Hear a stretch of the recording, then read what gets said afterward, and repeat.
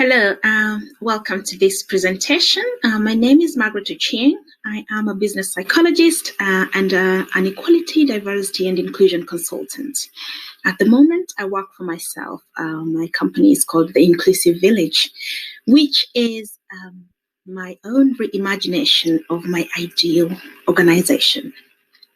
My ideal organization is a place where different identities that we find are allowed to come and be as they are, that we're allowed to organize ourselves in the way that we normally do, in cliques and tribes and silos, quite common and normal for human behavior, but that we are then able also to identify with a collective purpose. So a bigger outfit, and that's what the village is, a bigger outfit where people with different identities, social backgrounds can bring themselves, have their voices heard, and contribute to the objectives and the strategic directions of whichever organization that they belong to.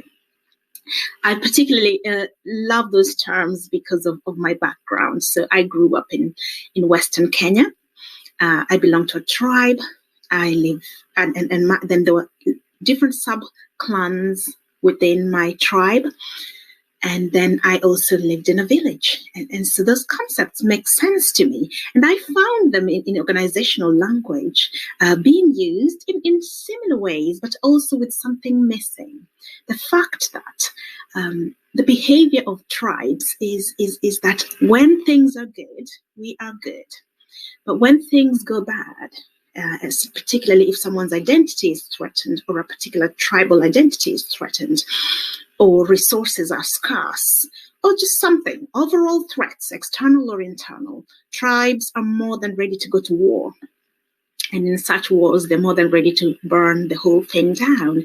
But if tribes can be taught, if clans can be taught to subscribe as well to a much bigger outfit, a much more inclusive outfit, that the silos of their tribal identities are porous enough to not restrict them. They can come and go, that there can be something around working towards collective purpose and being individuals as well as a collective.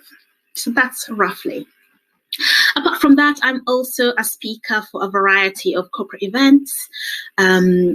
I have previously worked as an in-house consultant before I started on my own. I worked at Delta Alpha Psi, which is another evidence-based organizational psychology practice that specializes in equality, inclusion, and diversity.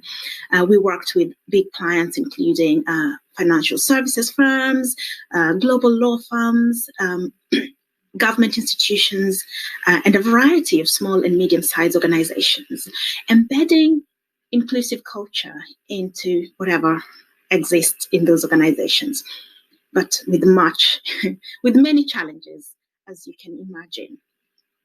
And as well as that, I am also starting a PhD at Birbeck. So I will be one of you from October. I will be on the PhD program, not the postdoc. And my topic is, as you could guess, something to do with inclusion.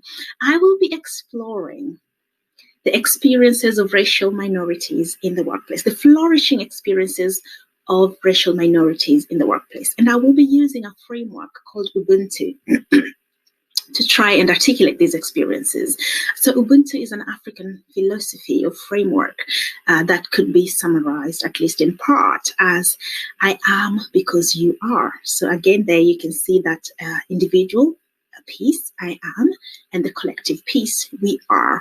And my sense is that there's something missing in the way we link those two things in organizations, and that if we can apply some of those principles in the way that we treat each other in the workplace, that minorities might have a much, much better experience. So this is what I will be exploring over the next 3 or 4 years of my life. I'm also deeply troubled just by the fact that when I'm reading about Ubuntu, the fact that they keep referring to it as an indigenous philosophy, and there is almost an undertone there that it is indigenous means primitive or less explored. And then there's what we call mainstream or Western philosophy or ideologies. And I'd like to really question this, like who decides what is mainstream and therefore should be held up higher in what is indigenous knowledge, and therefore we should deal with it carefully. Those are some of my sort of questions at the moment. But today, I would like us to talk about culture and inclusion in organizations. So for the next hour, this is the agenda. I want to look at some overall conceptualization of the culture of inclusion in organizations. I will speak from my own experience as a practitioner and also my own lived experience as a Black woman. And I will share with you some activities and case studies around organizational practice on some of the work that I've done or some of the work that my colleagues have done. And I will also wade into some popular critical debates. So I hope that is interesting enough to keep you here for the next hour. Okay, let's get started. So, what constitutes an inclusive organization? I see an inclusive organizational culture as this environment that allows people with multiple backgrounds, identity is very important, mindsets, so just the differences that we all bring, that we are able to bring those together and to contribute. And the bigger picture there is performance and objectives and sound principle, which is where we all come in as evidence-based practitioners. I'll break this down slightly more. So I think that the idea around environment is really important, institutional context, because what inclusion looks like or feels like in one organization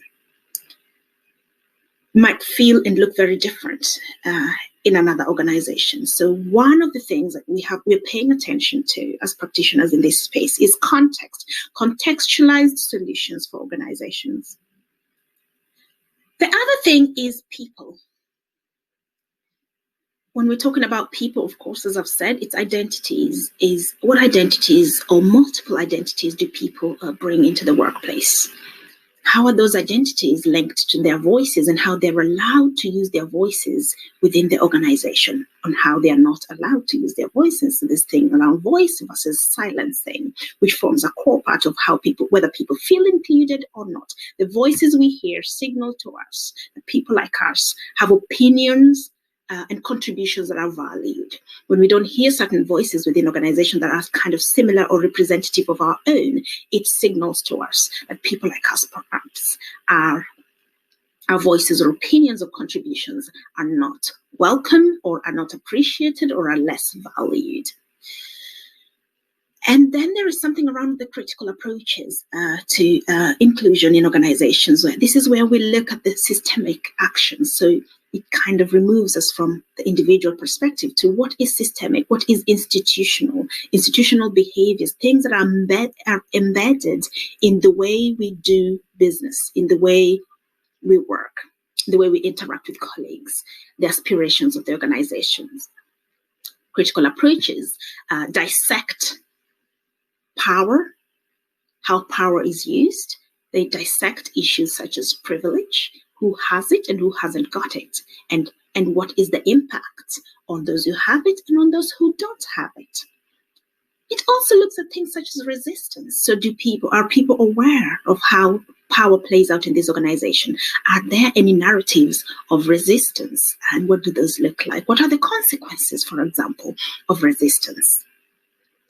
And how are all these things converging to lead us to that common purpose? Every organization, I believe, exists to achieve something that is contained in their mission, vision, and values, objectives, higher performance. They're trying to achieve something. And how does the environment, the people, and some of these systemic structures or concepts such as power, privilege, behaviors converging to help the organization drive themselves towards that common purpose or slowing them down from that common purpose. So in critical research, we take a multi-demographic and context-specific approaches to reveal existing and equal power relations in organizations. And we show how these structures, how the status quo is maintained or resisted or disrupted or transformed. And that's the kind of context that we're currently working on. Organizations that are entering this inclusive change journey, this is what we're trying to do. It's looking at how we can should we be disrupting certain things? Should we be resisting certain things, for example? Should we be upholding and strengthening certain things within our institutions? And so I will just give an example of what that might look like in real, like this video. And while you're listening to this video, try and think about if this was an organization and the people who are senior are like this gentleman, and then there are other people who are senior who are like this lady. What kind of institutional culture might this be, and what might be the impact of some of the behaviors that you will see on this video? What would be the impact of that on day-to-day culture, and what would be the impact of that on minorities, for example? So listen to this. It's just 2.5 minutes, I think, and then we'll come back and talk about it.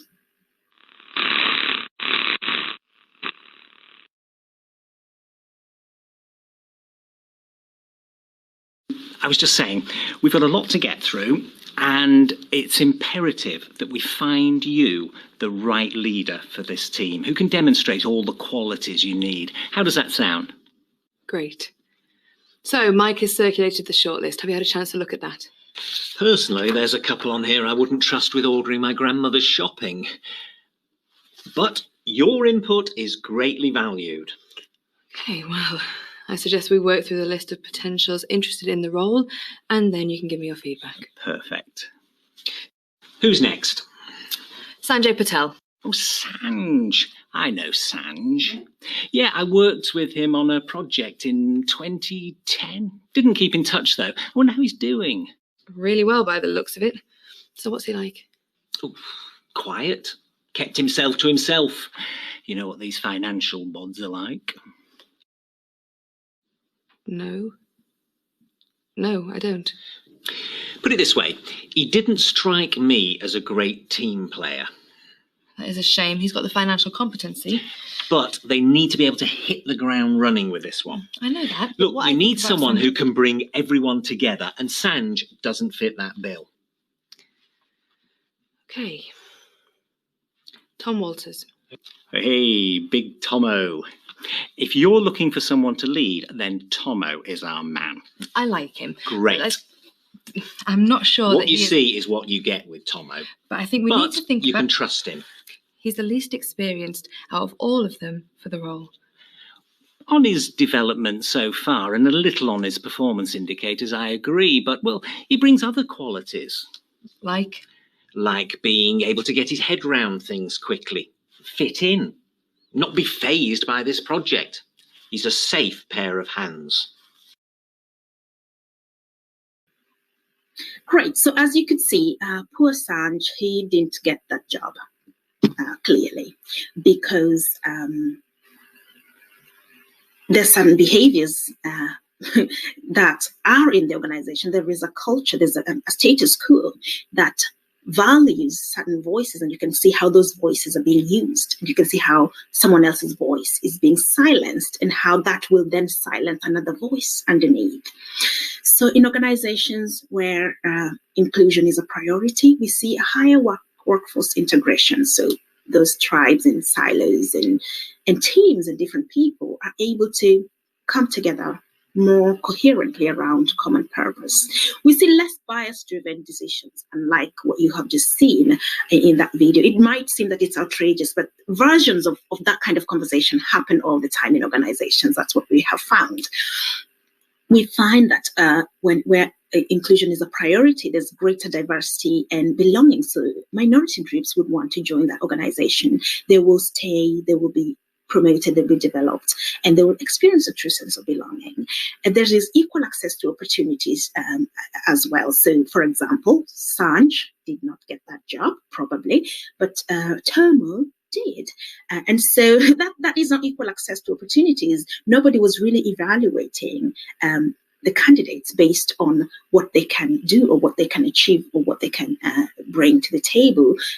they were being evaluated based on something that is clearly biased. We also know that if you uphold inclusion, you're more likely to harness that wide range of potential and work, more coherently, whether you're a team or a department, work more coherently towards common purpose. It's this thing around being different and that being okay, but also noticing that you are similar and equal, most importantly. So that's the overall picture of how I would conceptualize inclusion. And so I wanted to say the second thing was around culture change and what is my perspective as a practitioner when I'm talking about inclusive culture change. So I'm simply saying that there is a status quo, that some organizations come to that realization that we're perhaps not as inclusive as we have thought we were, or that we've just never thought about what inclusion would mean in our context. And so it's a move from the status quo into something that is more inclusive, something that is more reflective of the demographics and the identities that are represented within our workplace, for example. And this is a common question. I have been asked this question a number of times. I thought we have laws and policies around this sort of thing in organizations. You hear this a lot. Well, that's true. Legislation has been seen as a way of reducing discrimination against individuals with protected characteristics for many years. We have updated legislation. Many organizations have clear policies against how we treat different individuals in the workplace. However, we know that this kind of legislation, whatever the policies are saying, whatever is official and on paper, does not make these organizations any more inclusive. And that's because inclusion is somewhere in the gray area between the formal and informal systems. So in an organization, there is a formal system that is contained in the HR handbook and the policies, the things that we clearly know if you did, HR would call you in. But there's other many things that victims and perpetrators don't understand are troublesome behaviors in our organization. And it's addressing these kind of things that help organizations solve inclusion. There are certain things that are obvious. The organizations are really aiming for the low bar on this, haven't even got proper acts and policies in place. But most organizations are working towards that or have policies in place to try and address the issues, but still are finding that the outcomes for minority groups are not great. So some of the things we will see in organizations that are not inclusive, as you can imagine, are subtle forms of discrimination or maltreatment, things that don't feel or sound right, but also don't meet the threshold for complaint, for an official complaint. It's also when you're in the minority and you are underrepresented, thinking through if those who hold power and privilege, whose voices are emphasized in this organization, are more like the person who has said or done something that is not right to me. If I raised my voice and if I put my hand up and report the issue, what chance have I got for anybody to understand my grievance? So many minorities will then not complain or report. And this is at the expense of mental health and their career progression, of many sort of things around how they develop and how they show up at work. One big example is institutional racism, which we know is how, again, the systems and structures of oppression of racial minorities are embedded in organizations in a way that we pass them and walk past them every day and we don't even notice. So it goes beyond individual behaviors to the institution being set up in a way that doesn't recognize, accept, or even promote voices of racial minorities, for example. There's the whole thing I've spoken about, underrepresentation, where we look at people in certain roles. So again, we're talking power, because the higher up you go in organizations, the more power you have, the more voice you have. So people who have more power and more voice don't look. If they don't look like, if you cannot see yourself represented in that, it signals to you that your voice or the voices of people like you is not valued. That we know is linked to altered aspirations in organizations. It's linked to things, something we call domain disidentification. So where certain minority groups, like racial minorities, might choose to work in one sector and not another because they see more representation in that sector or in those roles and not in other roles. They do not expect to be treated fairly because of a lack of representation. So representation is really important in how minorities then perceive culture. Big impact on the employee life cycle, from who we bring on board, who we promote, how we onboard people, so for example, who we give opportunities to, and who we develop. All these decisions are based on how inclusive we can be when we're thinking about talent and potential. So putting an inclusion lens to decisions around the employee life cycle can really help us to make the use of the potential and the talents of everybody.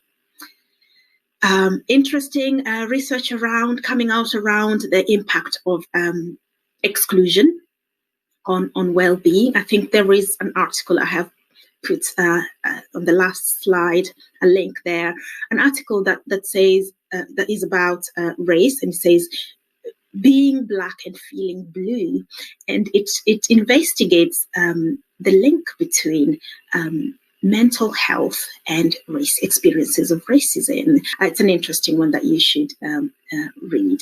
So yeah, a lot of research coming out that link inclusion and well-being that should be of interest to all of us. And then we see things like gender pay gap, which many organizations are now starting to report on. We're still hoping that many organizations will start reporting on ethnicity pay gap, because ethnicity pay gap is actually much more bigger compared to gender. It's looking like a much more bigger gap in terms of ethnicity, even compared to gender. So I think it's a journey. So we're looking at gender pay gaps, and just the fact that 5 years ago nobody even knew what that was. Now we all know what a gender pay gap is. It means that organizations are starting to see where the status quo has landed us, and the fact that it just cannot be fair, or it should be tolerated.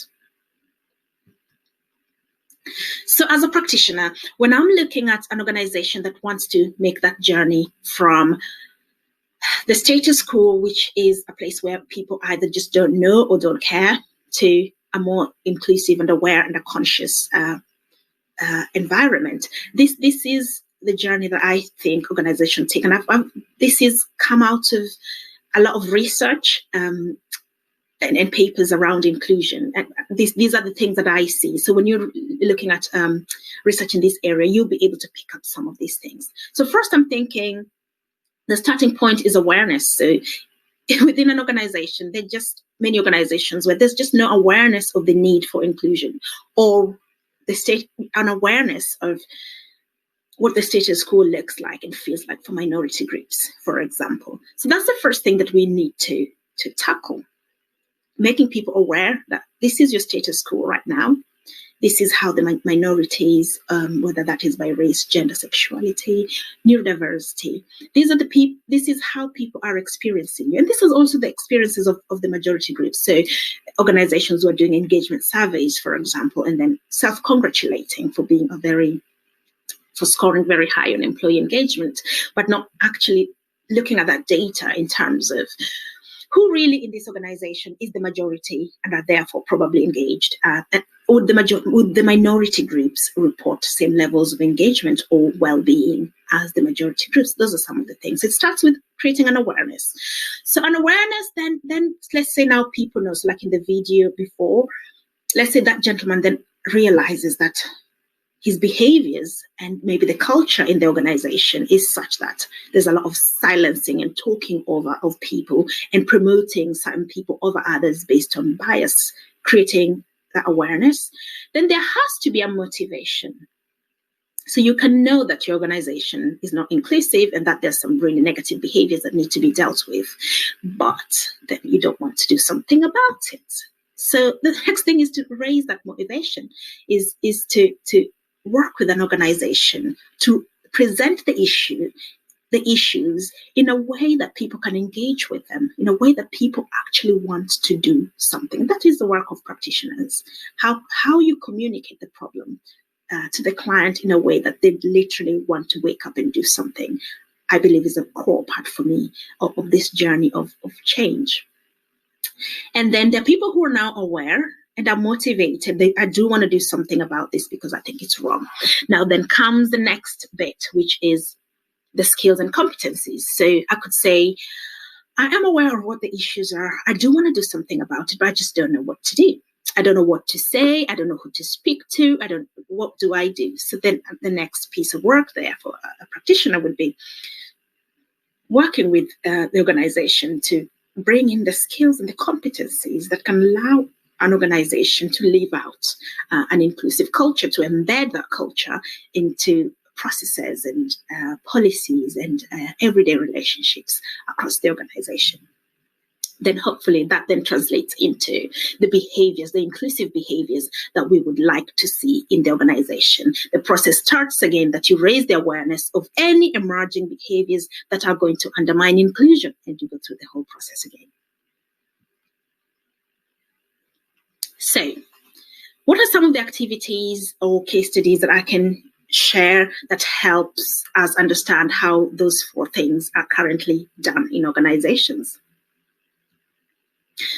So some activities, research, again, if we're sitting in the space as practitioners and academics, research is a core part of how we deliver on that framework.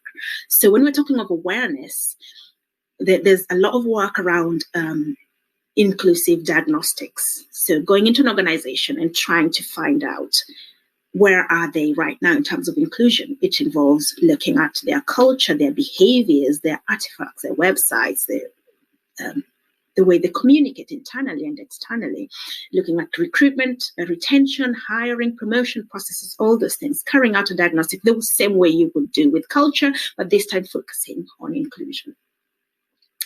There is a lot of work that organizations do around lived experiences. This is partly for diagnostic purposes. So this can also help you elicit the status quo. What is happening? What is the minority story in this organization? What is the majority story, and how do those two compare? So lived experience research. Another good thing about lived experience research is that it gives that voice to the minority groups. So you can start to do that engagement piece, the motivation piece, by giving that voice to people who have previously perhaps felt marginalized. And then there's some work around what I would call the gray areas. And this is another form of research. So where an organization has done loads of work, had programs, had diagnostics, but still finding something is missing. You can do a piece of research that targets, that articulates a gray area. It's a lived experience research, but it's also very targeted. The questions that you ask, and I'll give an example of a gray area one with the work we did for the General Medical Council. And then, so now you see that that's the awareness and motivation piece. And then there are skills around. There's work around opportunities. When we're thinking about opportunities, we're thinking about representation. So what opportunities are available for minority groups? Do we even know that, which takes us back to the awareness piece? Do we even know the populations of different people that are represented? Do we know about their experiences? Do we know how they can access opportunities? Are they just concentrated in certain parts of our organizations, and why? So opportunities is a really big one, and representation matters. So this is where you can bring in things such as positive action, targets, reviews of functions, and knowing who works where and potentially why, and being able to open up those opportunities to a wider variety of people, so you can make use of the length and breadth of talent that you have in the organization. Then we have things around learning and development, which is now again we're talking, this is the skills and competencies area. So you can bring those skills and competencies in the organization through learning and development programs that target the majority groups, that target the system. The system needs to learn or unlearn certain things and then learn new behaviors. So that can be woven into the learning and development practices in an organization. And then there's the piece around accountability. I see this as threading everything that you have done, not making inclusion an isolated piece within an organization, but something that is cross-cutting against every function, every level, every strategy, every piece in the organization. You know you are doing this right if inclusion is something everyone in the organization is thinking about, and not just people who are in HR or in learning and development or in diversity and inclusion departments. So accountability threads this into governance, into recruitment, into procurement, into every people process literally that you have internally and externally, thinking about how have we taken into consideration the range of stakeholders that we need to serve. And so this model, I call it, it's a commitment to challenge the game, but support the players. If you think of it as the players could be the majority or the minority in the organization. They need support to gain that awareness, to gain that motivation, to gain the skills and competencies, and to portray those behaviors that we're looking for. The game is the status quo, and that's what we're challenging. So we're not targeting people. We're targeting a game that has gone wrong. But remembering that the players need our support if things are going to change. So really, overall, it's in an inclusive organization, we are aiming to challenge the counter-inclusive organizational practices while supporting stakeholders to develop and foster sustainable inclusive thinking and behaviors for change. The solutions that come out of this just don't address individual identities. So inclusion is not just about individual identities or individual politics. Inclusion done well addresses the strategic inclusion objectives and performance drivers at individual and organizational levels. So we are looking at the individuals, but we're also looking at the institution. If the individuals in the organization, no matter what demographic they are the players, then the institution, the system, and the status quo is the game that we need to challenge. So let's look at some examples of work we have done in this area. This particular piece of research was commissioned by the General Medical Council between 2018 and 2019. It was a UK-wide project that the GMC wanted to understand. They've had some issues of cases that have been very high profile and very damaging for individuals. One of them you might be familiar with if you were working in the NHS, the Bawa-Gaba case, for example. So the GMC looked at their data and realized that's the awareness piece. They realized that when they're looking at their fitness to practice referrals, too many non-white doctors are being referred. The GMC have done a lot of work to try and create a fair and representative organization, institution. So they don't understand why they're still ending up with disproportionately higher numbers of non-white doctors in these disciplinary processes compared to white doctors. So the common thing, the common conclusion that someone could make is that non-white doctors probably make more mistakes than white doctors. That's one way of looking at it. Or is it that they're reported more? Or the other question is that white doctors are reported less.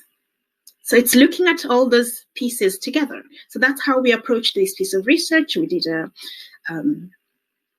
literature review. So I did literature review, which helped us then craft the questions that we are going to ask in the interviews and case studies. Overall, we spoke to over 260 people across the NHS in the UK, England, Wales, Scotland,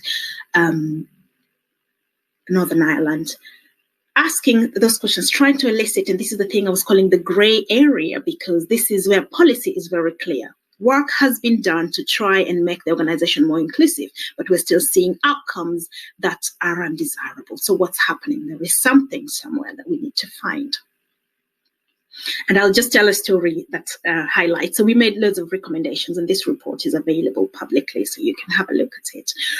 But one of the narratives that was quite common was how people end up in this referral process in the first place. So let's say, for example, you're a doctor and you have, maybe you're a surgeon, and something has happened. Mistakes do happen in regulated professions, like in any profession, except, you know, the mistakes in regulated professions, like medicine, cost people lives. So let's say something has happened that is not too serious, but it's significant, because every mistake is significant when a life is involved. Let's say a white doctor has made a mistake, so he forgot to pull a piece of gauze from someone's wound, for example. And the colleagues were there and watched this. So this is what might happen. After this procedure, a colleague might pull him to the side and ask, did you notice that you did this? To which the doctor might say, oh, I didn't, or I did, and I'm really, really sorry. And then the colleague might say, you know what, we need to talk to somebody about it and see what can be done. So they would both go and say, you know, we were in surgery, there was an incident. This was the incident. I'm really sorry. Maybe I can apologize or something. So it will be recorded as an incident, but an alternative way of dealing with the case or the situation will be explored. And often cases like that don't end up being referred. And it's common for white doctors to end up in a process like that, or a patient complains about them and it goes straight to medical director or HR, and there is a more consultation between this doctor and these patients, and the institution is trying to explain their point and, you know, admitting that the wrong was done, but also protecting the doctor. We can't lynch every doctor for every mistake. We would never have any doctors. Mistakes do happen, but they have to be dealt with in the right way. Now, what we found was that when the doctor was non-white, this is what happened. Something like that, a similar thing would happen. A colleague would leave the room and go straight to the medical director or to HR, or a patient would make a complaint. Now, HR and medical director would straight away sit down and start looking at this case. And one of the things we found was this sort of panic. Oh, if we talk to this, we have to be prepared before we talk to this doctor, because he might accuse us of racism, for example. So they would sit down and look at the policy, look at the threshold of what has happened. And so we all know if you're looking for something, you're very likely to find it. So while looking at this, they'll prepare a case almost like, you know, this is the evidence. So then they'll call this person in. Now, this person is very aware that mistakes like this are quite common. And he's seen how his colleagues have been dealt with. So immediately he's called in, he's thinking, or she's thinking, why am I being treated like this? I'm sorry. Or in other cases, then this whole thing about come meet with HR can make them very defensive. And that's when things then move from let's consult and see how we can solve this. Is there an apology? Is there an intervention? Is there some coaching or training that you can go on to so you don't make these kind of mistakes? Straight away, it goes into the fitness to practice referral process. And once you enter that process, it's very difficult to come out. So we looked at different, and there wasn't just that. There was also the doctors who were not being reported at all. So some macho male older doctors who've built a name for themselves were not being reported for things that they should have been reported to, because people were afraid of if you report him, he's friends with everybody, so you might lose your job. So there was that. Some people were just not being reported. Some people were being given sort of a lenient, which is the approach that we would like to take for everyone, that if an issue can be solved outside of that fitness to practice process, that was one of the recommendations, that is the best outcome for everybody involved. But then some people were receiving this sort of extreme end of discipline. And we know that that's what, when we looked at research in the police, we found very similar evidence that the disciplinary processes for police and also unfair. And in the NHS, it wasn't just the non-white doctors. There were different types of doctors, and they all experienced this kind of, there were the in groups and the out groups, and the out groups are always treated a bit more rigorously. And ended up with complaints. So locum doctors, for example, they're what we call the SAS doctors. So different types of doctors that were not considered the in groups would end up with the same sort of, on a similar path of being referred if something happened. And so there was this sense of people walking on eggshells at work, afraid that if I did something, then I would end up a real culture of fear. So yeah, you can read the recommendations, but we do hope that this is implementing some of those inclusive things. This thing I'm talking about, that if we looked at ourselves more as a collective, if we invested a bit more in that common purpose, that our purpose here is to serve our patients, is to serve our patients, to be a good institution, then we'll be looking to support everybody to serve patients, rather than looking at ourselves as individuals, but as a family of sort of doctors and who are here just to serve patients. Of course, there will always be extreme cases.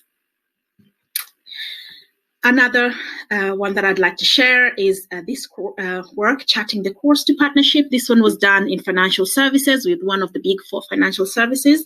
This work was done by an academic at Kent University in collaboration with my former boss at Delta Alpha Psi and a few other colleagues that I worked with. It was looking at how minority groups navigate their way to top leadership positions. And just in summary, the findings were that in early careers, there's a whole sense around technical knowledge, so knowing exactly what you're doing on a day-to-day job. And minority groups are generally present, at that level in financial services, the representation is not too bad. We start to see their numbers drop more and more as we go higher up. So mid-senior levels, the technical skills are still there, but it's also now getting on with others, knowing powerful people, being able to access. This is why power is a really important part of inclusion. It's knowing powerful people who will speak on your behalf when you're not in the room. That was one of the things. And we start to see the glass ceilings at this level for minority groups in financial services. So it wasn't just important that you're good at your job. Sanjay from the video is very good at his job, but somebody thinks that Sanjay keeps to himself. Now, somebody wants to blame this on Sanjay, but without thinking around the culture that makes Sanjay feel like an outsider.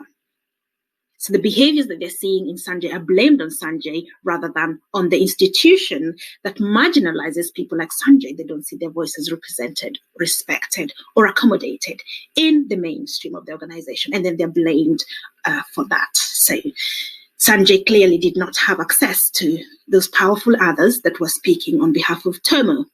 So Sanjay then, that's probably he's going to struggle to go beyond that level in his organization.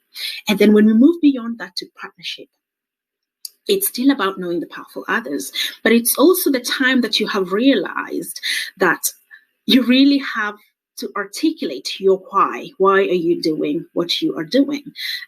Because there is a prototype of a partner and you don't look like it, either because you're female or you're gay or you're Black or Asian or you're trans or whatever the identity, or you're a neurominority.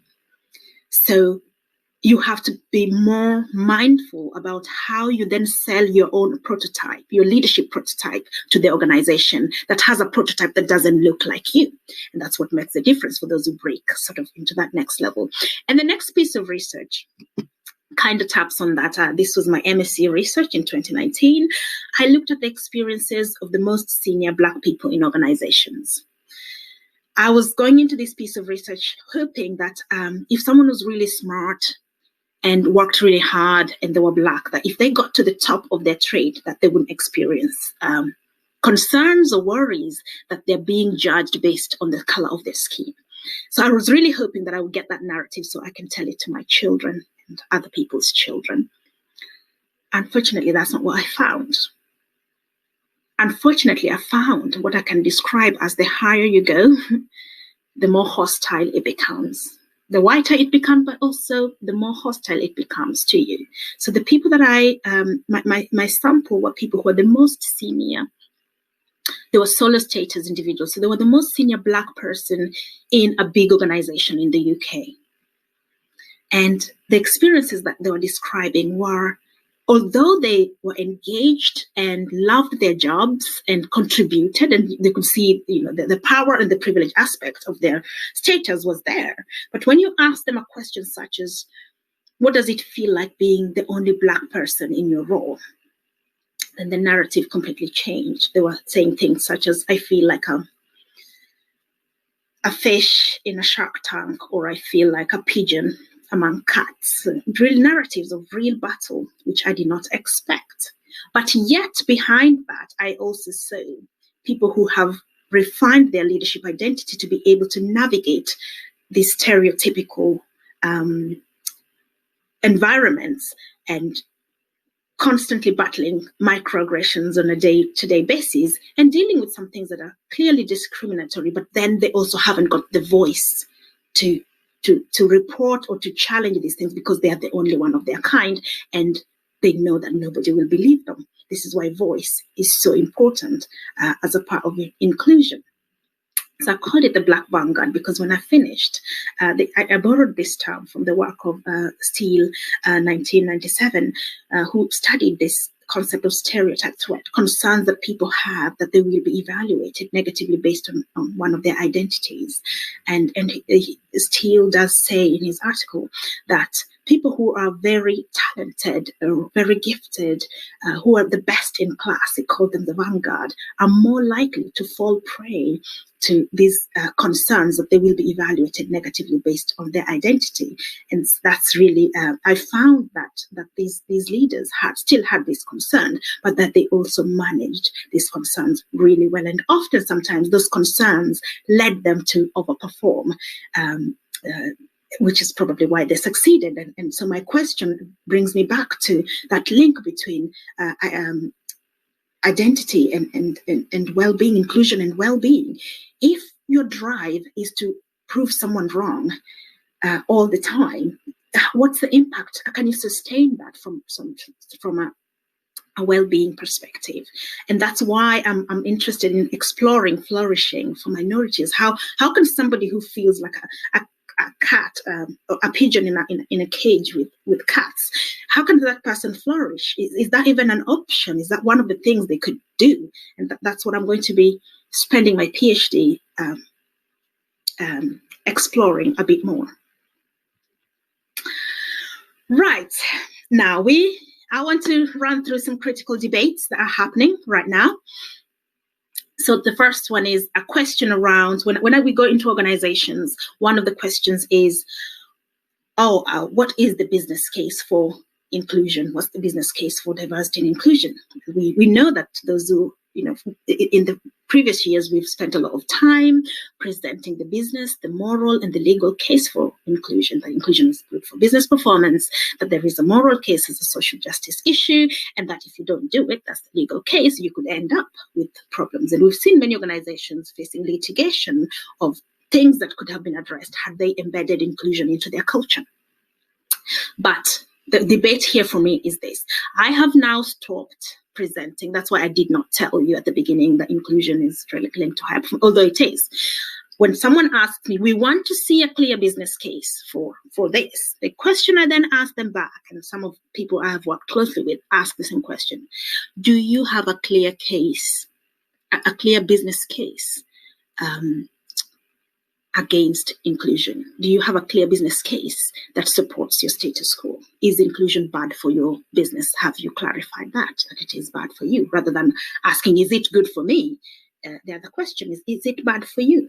Have you explored that? So that's one of the debates. If you're interested, you can expand on that debate and see, is inclusion is inclusion bad for organizations? There's something around local and global debates. So in the UK, we can narrow down our focus into just one context, a local context. So when we're talking about feminism, for example, in the UK, is that the same thing as feminism in Pakistan, for example? So when you're talking about inclusion, there's something around learning from a global audience and looking at methodologies and methodologies that are used elsewhere, incorporating those things like called indigenous practices or indigenous philosophies to help us clarify what we already know without dismissing those as primitive or marginalized or out there philosophies. So something about not just focusing on what is Western and mainstream, but stretching ourselves as academics, as evidence-based practitioners, to look beyond our context and learn from other contexts. There's also the issue of intersectionality when we're talking about inclusion. So Crenshaw, 1989, coined this term, and it came again out of critical feminist theory, where there was a general feeling that over the years when women were talking about feminism, they were literally thinking about white women. And what about all the other women whose issues were slightly different?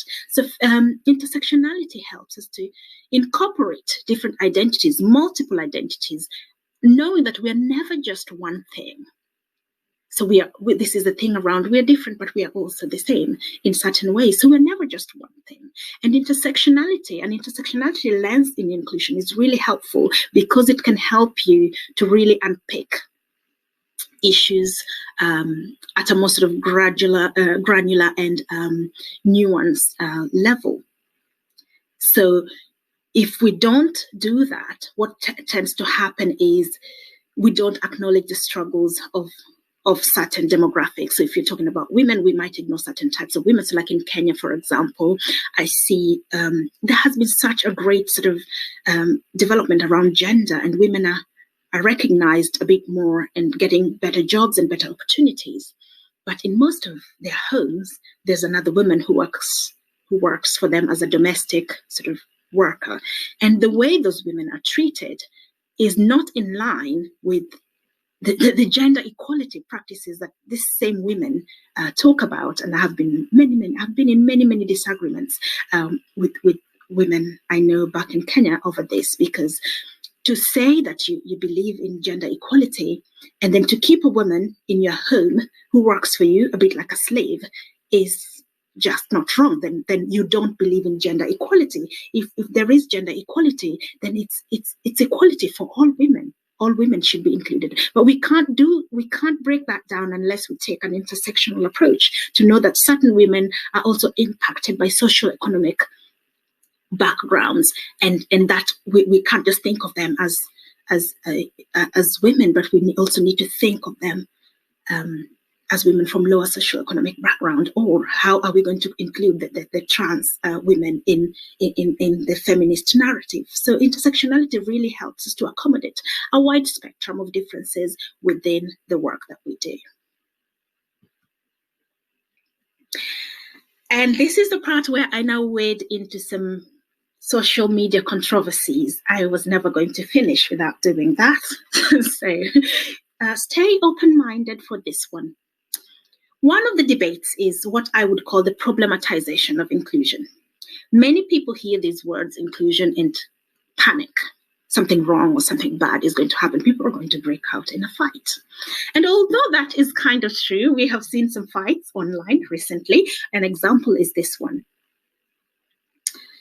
A practitioner, a member of the BPS, posted this, wrote this article a couple of weeks ago, I don't know whether it was a week ago, and it was published by the BPS.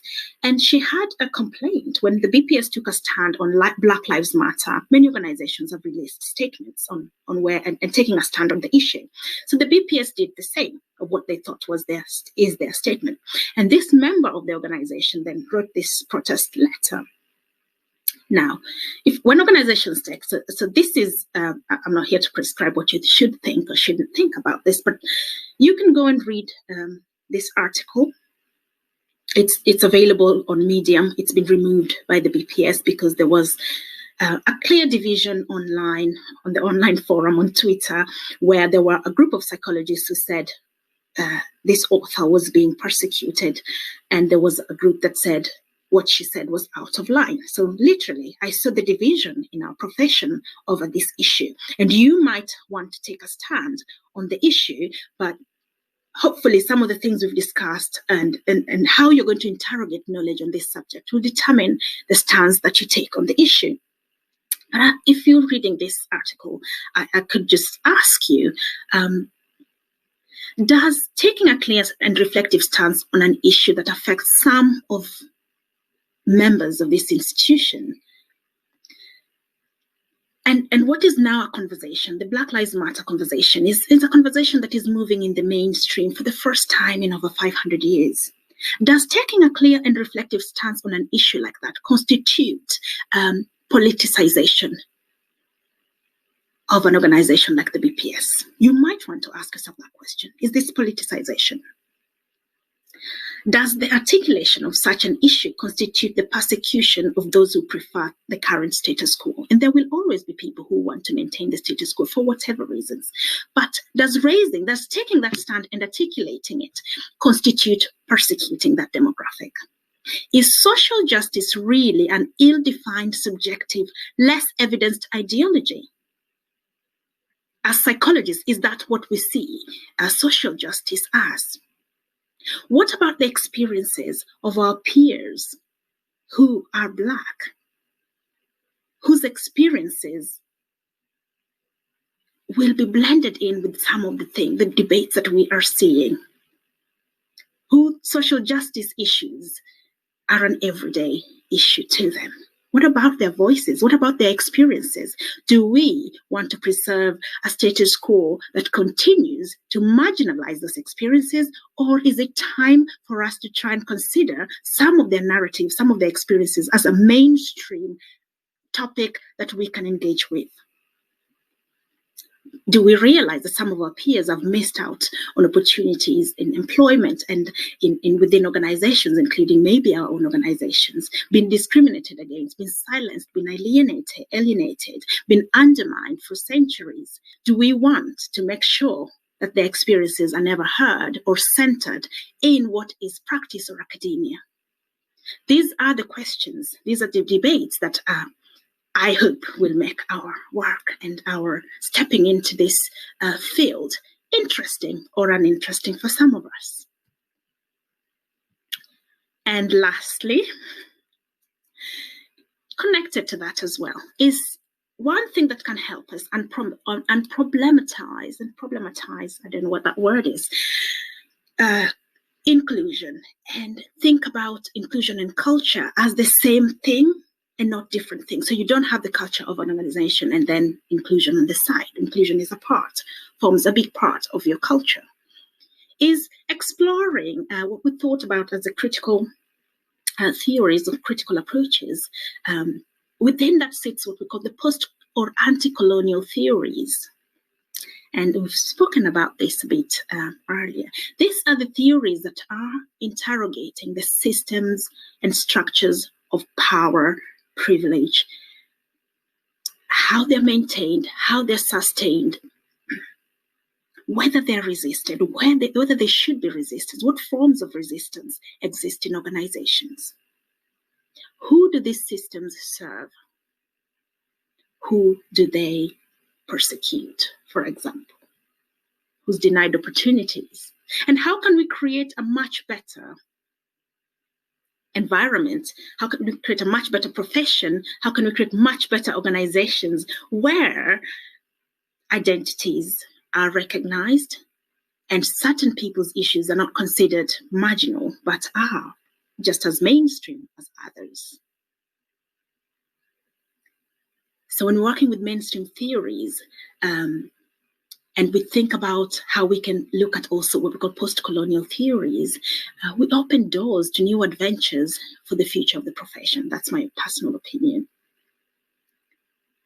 We get used to critiquing concepts of power and privilege, assimilation, resistance, and how these concepts converge to produce inclusions or exclusion for certain groups of people in the workplace, and how these concepts enhance or undermine a positive culture around our organizations. And the role of organizations in in this, and our role as practitioners in fostering the cultures that we want and contributing to this from a practice and from an academic point of view. So I will stop there, and I will see you soon at the workshop on the 12th. Thank you.